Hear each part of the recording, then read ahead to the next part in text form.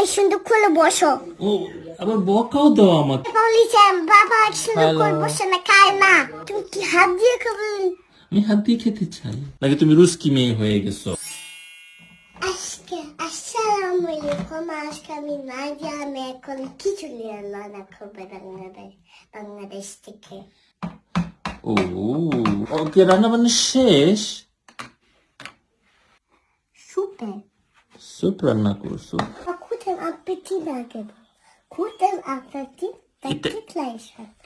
এটা কি বানাইছো তুমি? Der Cake. ওয়াও, মজার মজার কেক হইছে।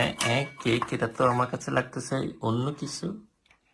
দেখো অনেক খাবার এখানে। স্যুপ, স্যুপ, চাই, চাই, একটা ডিম, হুম, কোকা,